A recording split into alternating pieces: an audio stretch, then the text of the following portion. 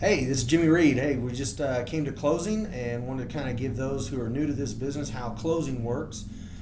We took a property here in Fort Worth. It was on Curzon Street. I won't be giving out any addresses or last names on this.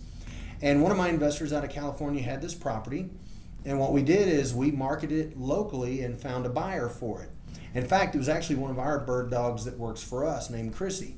Well, Chrissy found the buyer, then hooked me up with that particular buyer, Scott. Scott comes in and buys the property. I find out later Scott's really not buying the property, he's flipping it too. So when you look at some of my YouTube tips, remember I have a tip on assignments and double closings. We'll give a breakdown of this. This was not an assignment or a double closing. I actually just in the contract, in paragraph 11 of the Texas Trek contract, put in a marketing fee to be paid to my company by my investor. Now this is Diana Carter, we're here at Stewart Title, but to kind of give you an idea of how a closing occurs, you always have all this paperwork. Well, I think this is the only paperwork we have in this one. Am I correct, Diana? This is all you have. This is it. And really for you guys, this is all that matters. Now when I filled out the contract, by the way, if you guys want to see it, I'll probably post it up to my web page if it helps.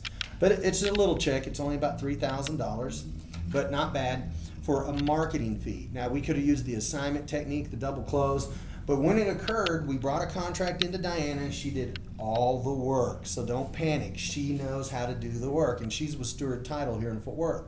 Now when the buyers came in today, we know Scott actually signed or double closed, I don't know. Can you tell me if he has signed or double closed? Yes, because on your settlement statement and on your contract, it just says Scott was the buyer. Okay, so that means he double closed, correct? Correct. So he double closed. There was no and or assigned.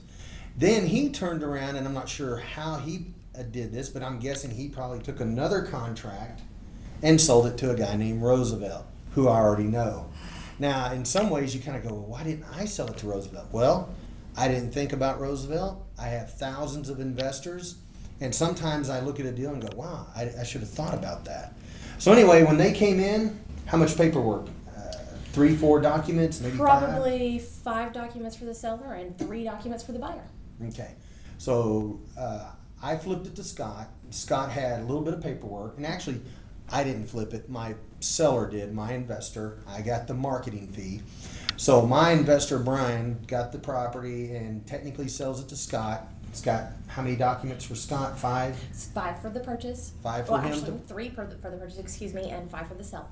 So about 3 to 5 documents max for the purchase because it's a cash transaction, correct? It is. Okay, so then when he turned around and sold it to the end user, is what I call it, the guy that actually now owns the property, he only had a few documents to sign. So everyone's happy, it's a done deal, and when you guys are out there closing, you want to make sure you have the right team. So check out that video I have about building your team.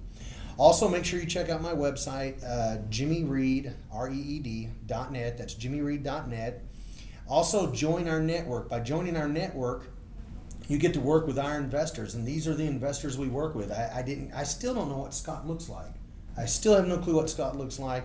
I know what Roosevelt looks like, and I know what Brian looks like, and I don't even know the girl that found me, my bird dog. I'm sorry, Chrissy, I don't remember what you look like, but I'll see her tomorrow as we're at our normal Saturday meeting where the bird dogs get together for Team Read and go out and find more deals.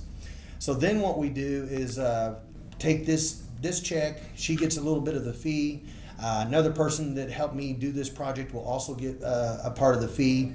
And basically, you just need someone on your team who can handle doing this. And she's actually very friendly. She doesn't bite. And yet, this is what most new investors are scared of, is going into the intimidating conference room. Let me tell you, this conference table, by the way, it's not great. In fact, this should be wholesaled out at a garage sale, because it's not even that great of a table. And if we really pan the room, there's a picture over here that's not even hanging on the wall. Uh-oh, they're panning. See?